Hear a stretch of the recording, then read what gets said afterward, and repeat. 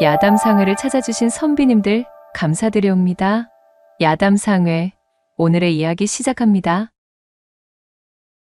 찢어지게 가난한 집안의 소녀 수율은 어릴 적 보릿고개를 견디지 못하고 먼저 세상을 등진 아버지에 대한 슬픔을 느낄 여유가 없었습니다. 아버지가 불기의 객이 된 지 한 해 거리로 그만 어머니마저 영양 부족으로 인한 열병이 찾아왔기 때문이었습니다. 처녀 홀로 병든 어머니의 간호와 더불어 집안 살림 전반을 모두 책임져야 하였으니 수율의 고생은 참으로 이만저만이 아니었던 것이었지요. 사정을 딱하게 여긴 마을 사람들이 저마다 십시일반 도우미 손길을 건네주긴 하였으나 민생의 어려움이 만연하게 퍼져 있는 힘든 시기에 그들 역시도 그리 형편이 넉넉지는 않았습니다. 동정으로 시작되던 도움도 해가 지날수록 차츰차츰 끊기기 시작하였고 결국 수율의 나이 17이 되던 해 그들을 돌봐주던 마을의 한 노파마저 이승과의 연을 다하게 되자 두 사람을 돌봐주는 손길은 뚝 끊겨버리고 말았습니다. 내일 쓰러져도 이상하지 않을 작은 초가삼간에서 버티던 수율은 어머니에게 먹일 미움을 쓸 곡식을 구하기 위해 낮이고 밤이고 삭바느질 거리를 받아왔습니다. 그렇게 고생하며 어머니의 병세를 돌보았지만 근본적으로 병을 치료할 약재를 쓸 형편이 되지를 않았으니 차도가 보이지 않았습니다. 얘야, 네가 이 어미를 돌보느라 너무도 고생이 많구나. 내 너에게 이리 짐만 되느니 차라리. 엄니, 무슨 그런 말씀이 있대요. 그런 소리 말아요. 제가 무슨 수를 써서라든 엄니 병을 꼭 낫게 해드릴 거예요. 수율은 낮에는 죽어라 일하고 밤에는 어머니를 돌보며 틈나는 시간마다 마을의 선앙당으로 가 극진한 치성을 드리며 기도했지요. 신령님, 부디 부탁드리겠습니다. 저희 엄니 병환을 잡아주셔요. 그렇게만 해주신다면 저는 무슨 일이든 할 수가 있어요. 새벽이 넘어가는 시간까지 그렇게 눈물 어린 치성을 드린 수율은 온몸의 기운이 다하여 터덜터덜 집으로 돌아와 쓰러지듯 잠에 빠져들었습니다. 그녀의 정성 어린 마음이 하늘까지 가 닿았던 것일까요? 그날 밤 꿈에서 신령이 나타나 수율에게 말했습니다. 아이야, 지성을 다하는 내 모습이 너무도 극진하여 내 이렇게 너의 꿈을 통해 모습을 드러내었느니라.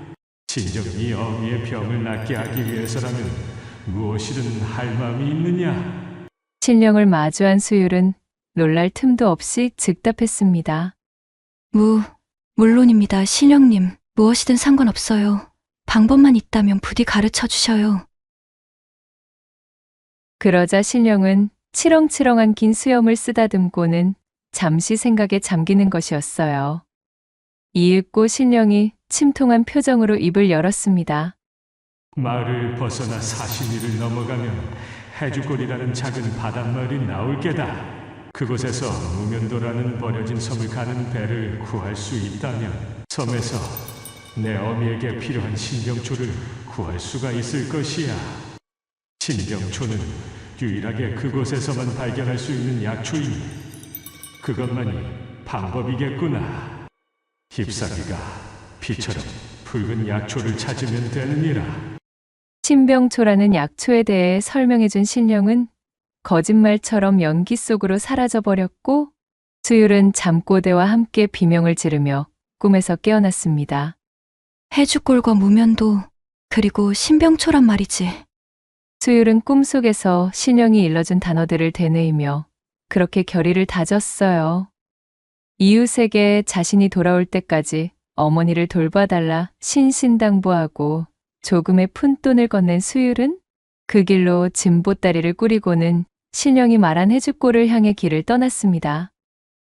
산 넘고 물 건너 기나긴 여정이었지만 어미를 구한다는 일념 하나로 수율은 이를 악물고 버텨내며 발길을 재촉했지요. 가진 고생 끝에 해주골까지 닿은 수율은 허기를 참으며 무면도로 향하는 배를 구하기 시작했습니다. 어르신, 부디 부탁입니다. 무면도로 가주실 수는 없으신가요? 뭐? 무면도 그런데 이상했습니다. 수율의 말을 듣는 선주들마다 얼굴이 사색이 되어서는 손사래를 치는 것이었어요. 예끼 이 처자가 지금 누굴 황천으로 보내려고 작정이라도 한 겐가? 무면도라니 제정신인가? 그곳은 저주를 받은 섬이란 말이여. 그곳에 발을 들였다가 물고기밥 신세가 된다는 소리는 이곳 사람이라면 모두가 들어본 말이여. 그러니 썩 돌아가.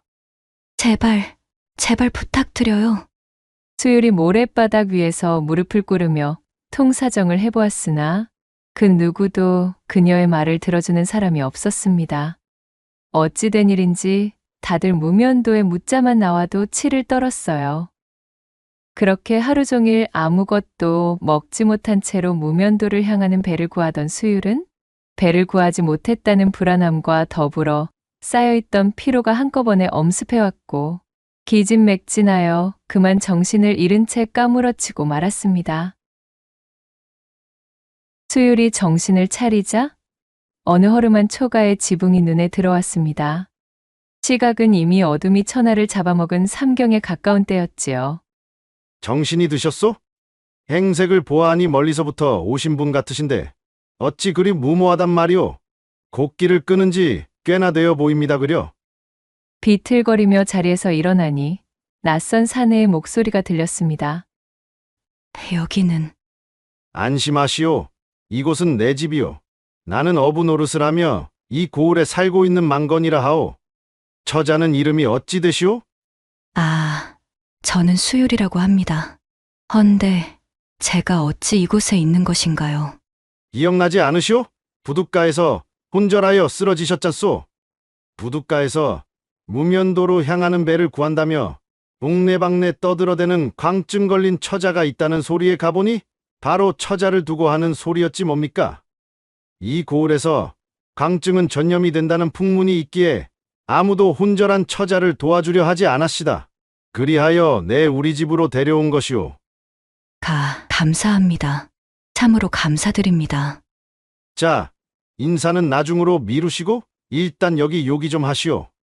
망건이라는 사내가 그릇에 미음으로 보이는 음식을 내밀자 수율은 살며시 눈치를 보며 그릇을 받아든 후 정신없이 음식을 비우기 시작했습니다. 긴 여정을 소화하느라 몸과 마음이 지친 데다 제대로 된 끼니조차 챙기지 않았으니 혼절하는 것도 무리가 아니었어요. 그런데 무면도는 대체 어찌하여 향하려는 거요? 이곳 사람이 아니라 잘 모르나 본데 거기는 예로부터 저주받은 곳이라 하여 이곳 사람들은 그 근방 뱃길조차도 우회하는 곳이오. 내 선대의 선대 때 그곳을 향한 선원들 전원이 주장되어서는 그 주검조차 찾지 못하였다 들었소만. 병석에 누워 계신 어머니를 돌볼 약초가 그곳에 자란다고 들었어요. 저는 반드시 그 약초가 필요해요. 약초? 약초라. 그곳에 그런 약초가 있다는 말은 금시초문인데 하긴 사람들의 발길이 끊긴 곳이니 풍문이 돌만한 일조차 없겠지만 말이여? 망건의 대답에 수율의 얼굴에는 금세 수심이 드리워졌습니다. 그녀를 물끄러미 바라보던 망건은 뭔가 골똘히 생각하더니 이내 입을 열었어요. 내 본시 작은 고깃배를 하나 끌고 있으니 그것이라도 괜찮다면 내일 날이 밝는 대로 태워주겠소. 어차피 나 같은 잡어부는 이 동네 대선주들이랑 경쟁해서 콩고물이라도 남겨 먹으려면 남들이 선호하는 안전한 뱃길만 다녀서는 안 되는 법이기도 하고 뭐 또 그리고 망건은 말을 하다 말고 수율을 위아래로 은근히 훑어보던 시선을 감추지 못했습니다. 시선을 알아차린 수율이 몸을 움츠리자 퍼뜩 정신을 차린 망건이 겸연쩍게 웃으며 말했어요. 아, 정든 어머니를 위한 약초를 찾으러 간다는데 그 사정을 듣고 그냥 넘길 수가 없어 그러하오? 참말이신가요? 정말 감사드려요. 제가 지금 가진 것은 없지만 뱃삭이라면 몇 년이 걸리더라도 열심히 일해서 꼭 드릴게요. 부디 무면도에 데려만 가주셔요. 뱃삭? 가만 보자. 뱃삭이라. 그녀의 말에 망건은 턱을 쓸며 생각에 잠겼고 수율은 석연찮은 구석이 있었지만 지금 그런 자잘한 문제를 걱정할 처지가 아니었기에 그저 무면도로 들어갈 수 있게 되었다는 사실에 고무되어 망건을 향해 연신 감사 인사를 전했습니다. 이튿날 동이 트자마자 일찌감치 망건과 수율은 부두로 나섰습니다. 해무가 뿌옇게 끼어있기는 하였으나 망건은 별 문제되지 않는다는 듯 자신의 고기잡이배에 수율을 태웠습니다. 그렇게 돛을 올리고 노를 저어 망건이 항해를 시작했고 수율은 잔뜩 긴장된 얼굴로 생전 처음 나서보는 바닷길을 바라보며 의지를 다졌지요.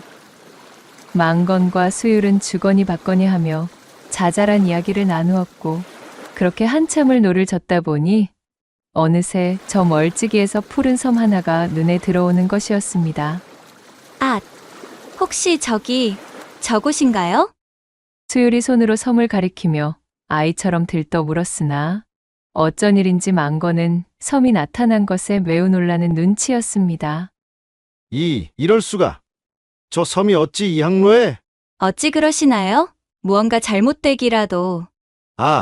아니요. 이거 참으로 희한하구만. 분명 마을 어른들의 말로는 위험하기 짝이 없는 뱃길이라 그리들 몸을 사렸는데 지독한 해류나 쇠파는커녕 너무도 손쉽게 도착하여 내 잠깐 놀란 것뿐이오. 아, 그러하군요. 아무튼 정말 이 섬까지 당도하게 되었다니 꿈만 같아요.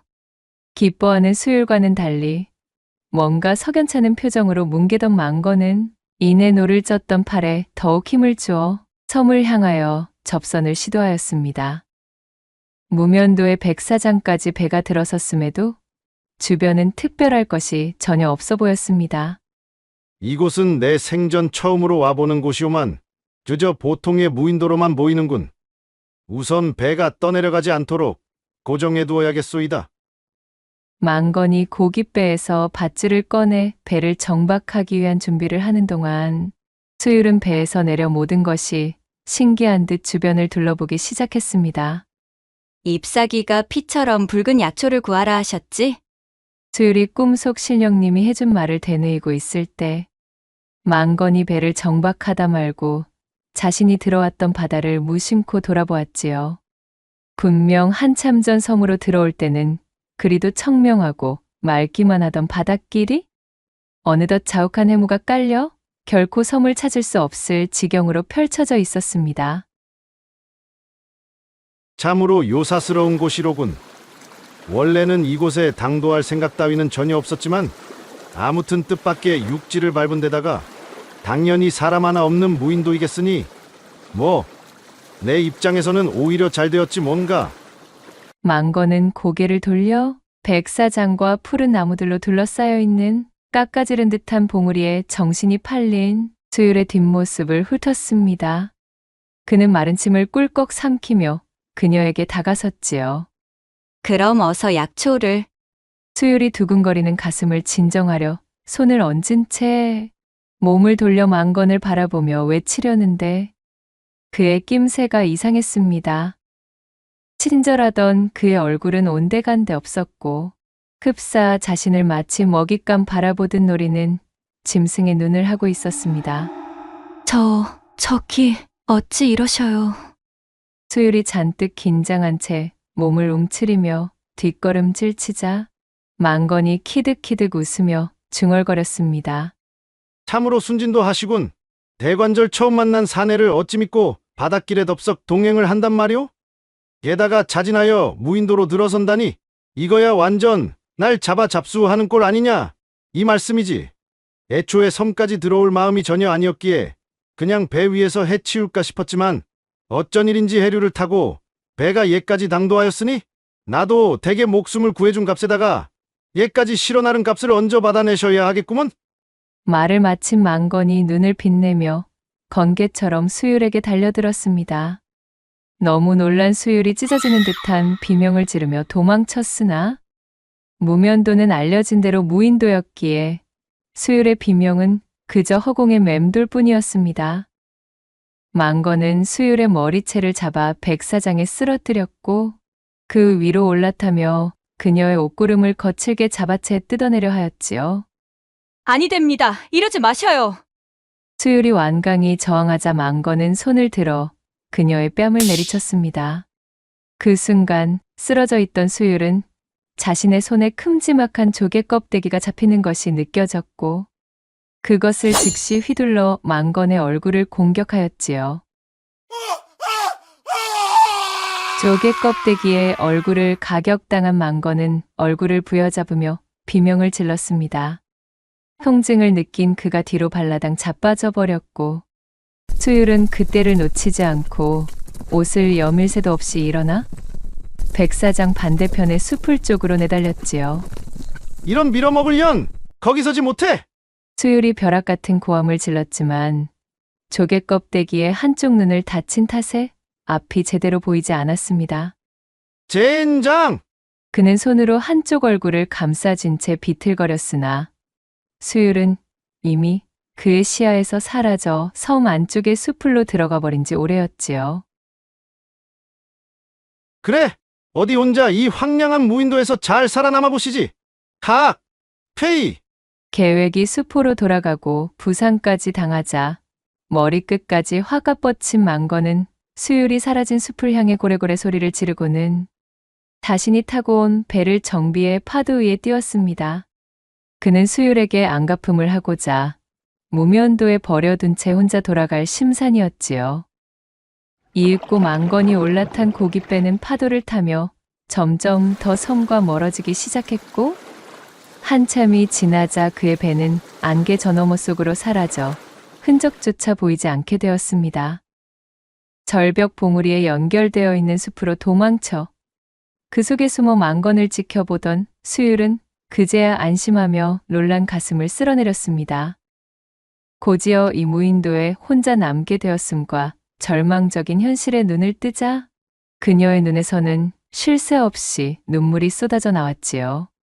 수율은 한참이나 자신의 신세를 한탄하며 오열했습니다.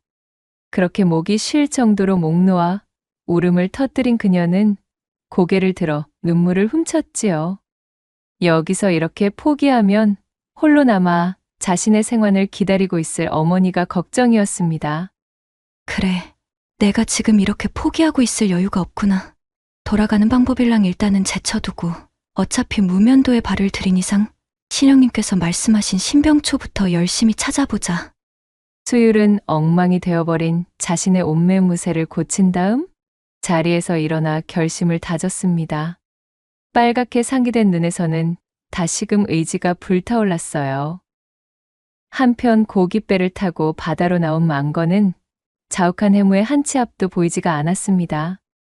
평생을 다녔던 익숙한 바닷길임에도 방향을 전혀 알 수가 없었지요. 도무지 겉을기미가 보이지 않는 바다 위의 안개, 그리고 사라져버린 방향 감각.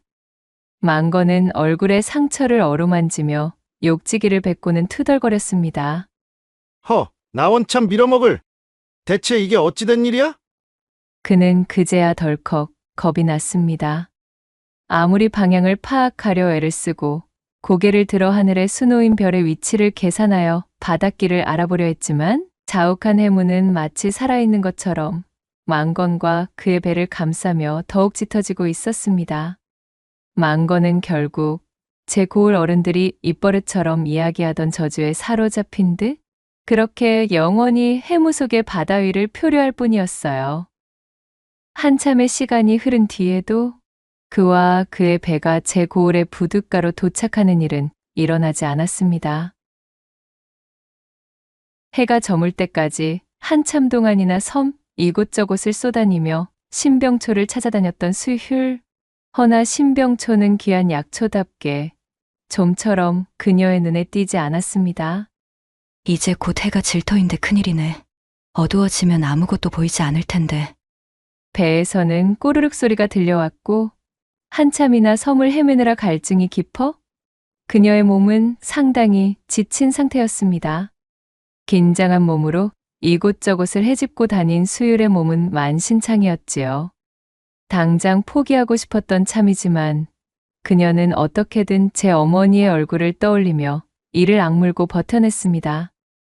점점 심해지는 배고픔을 이기기 위해 수율은 파도를 따라 떠밀려온 해조류라도 주워볼 요량으로 백사장을 향해 걸음을 옮겼습니다.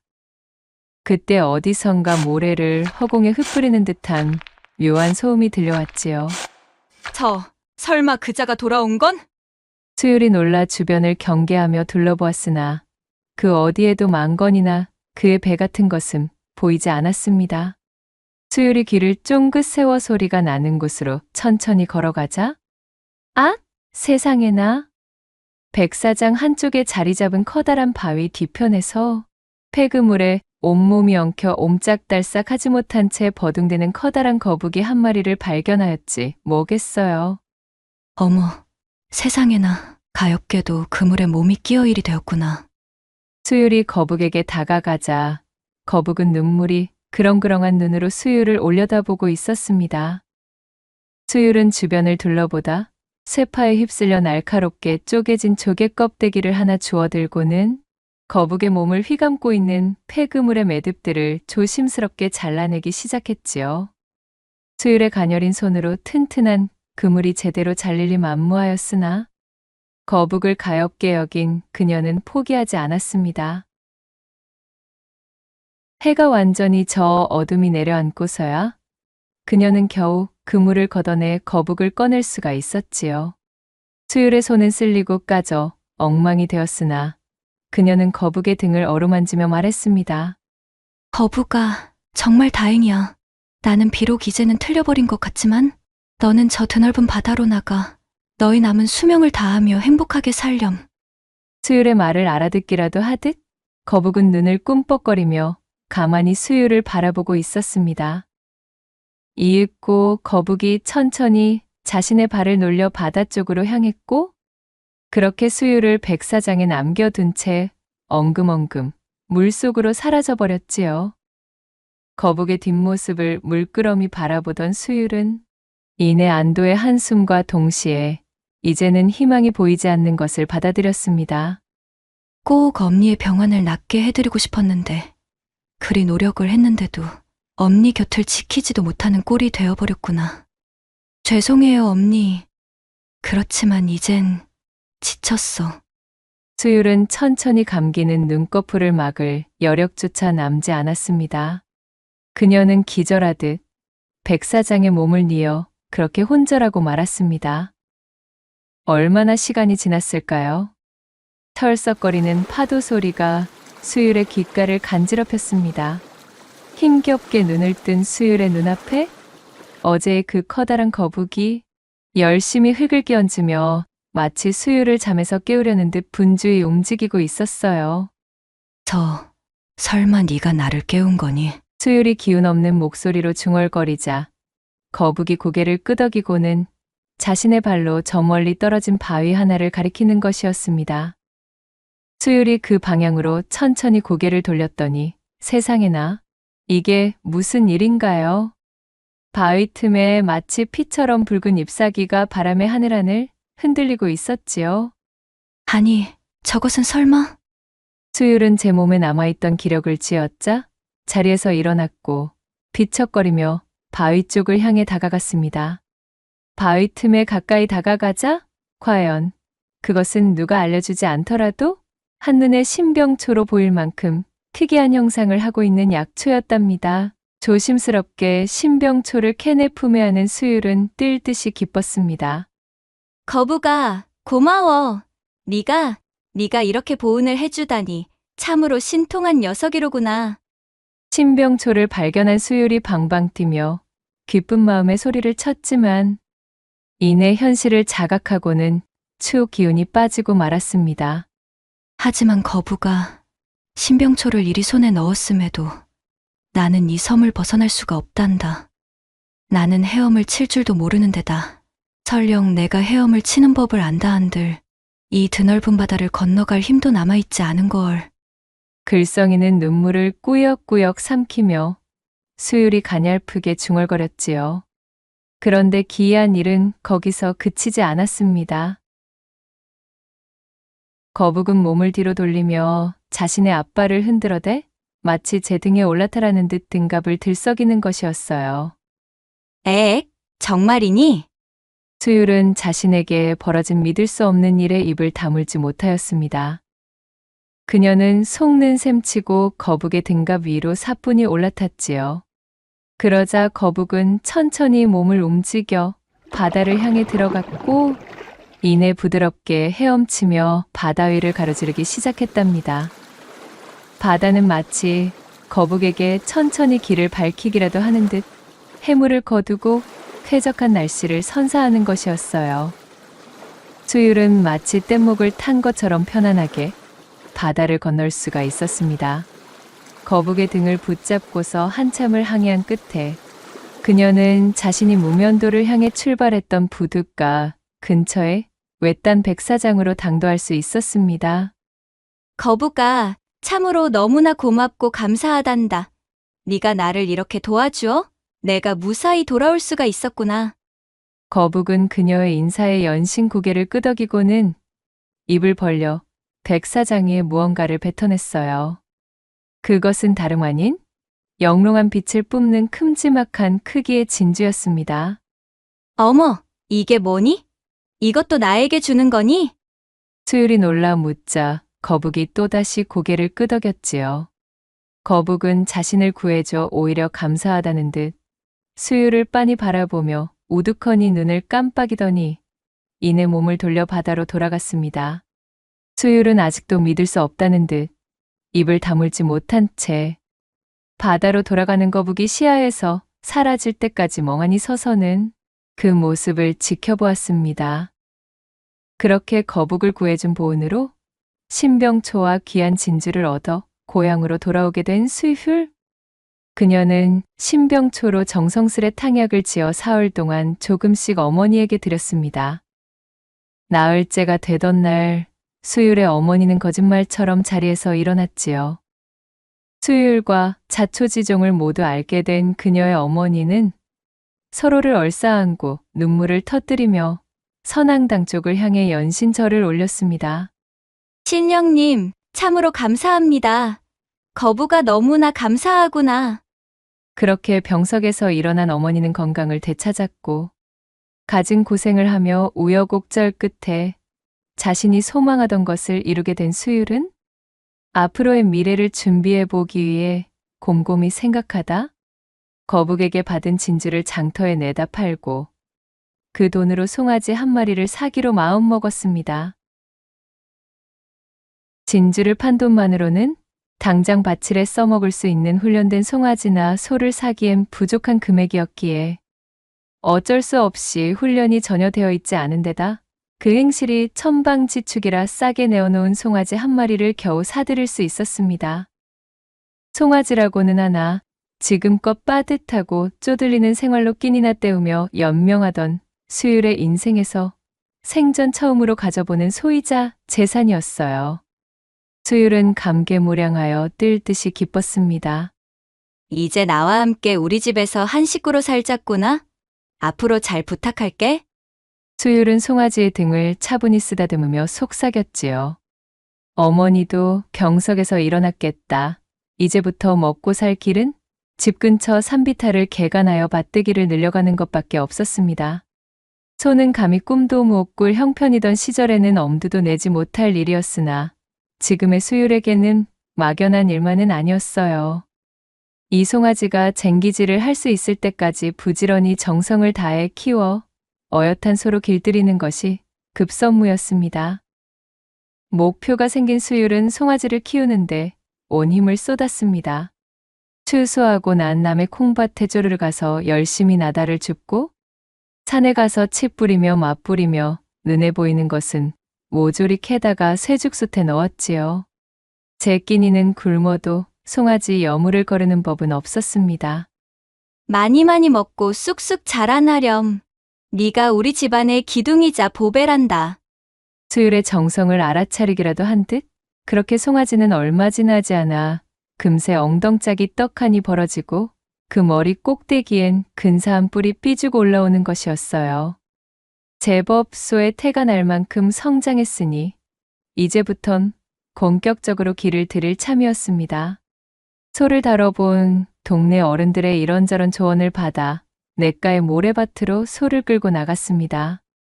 그런데 웬걸요, 이놈의 소가 도통 말을 듣지 않았습니다. 송아지는 앞발을 모래밭에 단단히 파묻어 버티고 뒷발로는 수유를 향해 모래를 끼얹는 것이었어요. 에텟텟, 아잇, 예, 이게 뭐 하는 거니?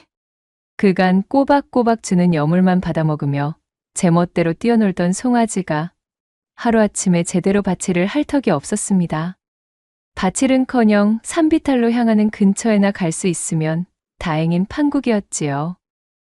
지나가며 그 꼬락서니를 본 동네 어르신들은 회초리로 등짝을 때리며 이랴이랴 소리치라 조언하였지만 수율은 금이야 오기야 소중하게 키운 소를 차마 때릴 수가 없었지요.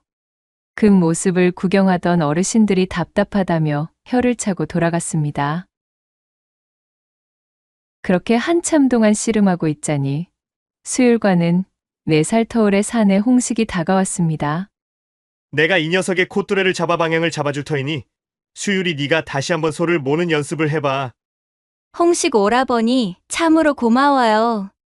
그리하여 심기일전한 수율이 다시금 소의 등을 어루만지며 이랴 이랴 소리를 내었습니다. 그럼에도 불구하고 소는 꿈쩍도 하지 않았어요. 목이 쉬도록 이랴 이랴를 반복하던 수율은 소를 때려가며 가르칠 수는 없고 그렇다고 앞에서 콧뚜레를 잡아주는 오라버니에게 대고 이랴 이랴라고 소리치는 것은 어쩐지 큰 신뢰 같아? 오라버니, 우로 옮겨주셔요. 오라버니, 멈춰주세요. 오라버니, 이번에는 자로 가주셔요. 라는 식으로 말을 건네며 가까스로 소의 방향을 잡고 있었지요. 이렇게 보름쯤 홍식의 도움을 받아 연습을 하자 소가 제법 길이 들었습니다. 여전히 냇가의 모래밭에서 홍식이 콧뚜레를 잡고 수율은 이랴 이랴를 외치며 진로대로 소를 몰고 있었습니다. 오라버니, 저쪽으로 돌아볼게요. 오라버니, 이제 서야겠어요. 오라버니, 이젠 좌로 크게 돌아볼 거예요. 이렇듯 홍식의 가벼운 길잡이를 받아 무리 없이 방향을 옮겨가며 소를 몰 수 있게 되자 마침내 수율은 산비탈을 개간하기로 작정하였습니다. 아이고, 세상에나. 그런데 이건 또 무슨 일인가요? 냇가 모래밭에서 연습할 때는 그렇게도 말을 잘 듣던 녀석이 산비탈 밭으로 당도하여 일을 시작하려니 또다시 우이독경이었지요. 이랴, 누렁아, 왜 또 이러니? 제발 내 말 좀 들어다오. 산골짜기 떠나갈 듯 애원해 보아도 이놈의 소는 다리에서 뿌리가 내려 땅에 박혔는지 꼼짝을 할 생각도 안 하는 것이었습니다. 잘 되어가고 있는지 보러 온 홍식이 상황을 파악하고는 소의 엉덩이를 밀며 목이 쉬어라 이랴이랴를 외쳐보았으나 이 쇠고집을 꺾을 수가 없었어요. 한참을 실갱이하던 홍식도 두 손 두 발을 다 들고 씩씩대며 포기하고 말았습니다. 홍식이 마을로 내려가 버린 이후 수율은 밭대기 옆바위에 털썩 주저앉아 한숨을 내쉬었어요. 그러던 중 번개처럼 머릿속을 스치고 떠오르는 것이 있었지요. 그 길로 벌떡 일어난 수율이 소의 콧뚜레를 붙잡고는 오라버니? 어서 앞으로 가실까요? 라고 중얼거렸더니 세상에 그렇게 버티고 섰던 소가 걸음을 떼는 것이 아니겠어요? 오라버니, 왼쪽으로 도셔요. 그 말을 들은 소는 부드럽게 왼쪽으로 돌며 걷기 시작했습니다. 오라버니, 이제 되었어요. 서셔요. 소는 그 자리에서 뚝하니 멈춰 능청스럽게 되새김질을 하고 있었지요. 그제야 수율은 모래밭에서 홍식과 함께 연습하며 홍식에게 외쳤던 오라버니라는 소리에 훈련이 된 탓에 그 말에만 반응하는 이 소의 목덜미를 안고 빙긋이 웃었습니다.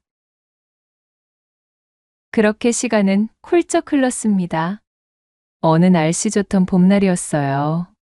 오라버니, 오른쪽으로 가세요.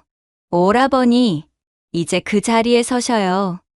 돌밭에서 이러한 생뚱맞은 소리가 들리는 것을 알아차린 박영감이 수율에게 다가와 빈정대며 물었지요. 아니 수유라, 세상천지 이것이 무슨 경우냐? 어찌 이 소를 보고 오라버니라 부르는 게야? 네가 저 황소의 동생이라도 되느냐?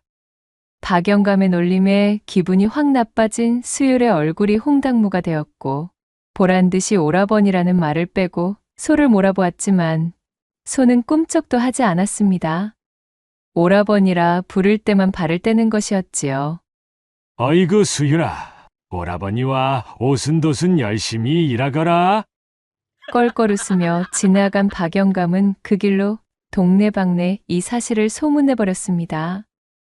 그 이튿날부터 수유린의 산비탈 밭되기엔 구경꾼들이 몰려와 배꼽을 잡고 뒤집어졌습니다. 구경꾼들이 소리를 지르며 오라버니 소야, 동생 말을 좀 들어주거라 등의 농을 던지자 바치를 하던 수율은 창피에 볼을 부풀렸습니다. 구경꾼들이 돌아갈 때까지 우두커니 서 기다렸지만 그들은 항시 몰려와 수율과 소를 놀려대었지요. 그런 날들이 반복되자 창피함과 속상함에 단단히 화가 난 수율은 집안에 틀어박혀버렸고 이를 보다 못한 수율의 어미가 소를 몰고 우시장으로 향했습니다. 제법 몸집을 불려 키워놓았으니 이 소를 팔아 다른 소로 바꿀 심산이었어요. 허나 소문이 크게 돌았는지 오라버니 소리를 들어야 밭을 가는 소에게는 그 누구도 관심이 없었지요. 아무도 사려는 사람이 없었습니다. 내친 김에 수율의 어미는 소를 끌고 도축장으로 발길을 돌렸습니다. 그랬더니 웬걸요? 소가 도축장 앞에서 눈물을 뚝뚝 흘리며 버티고 서는 것이 아니겠어요. 그때 어미가 끌고 나간 소를 쫓아 물어물어 도축장까지 뛰어온 수율이 소리쳤습니다.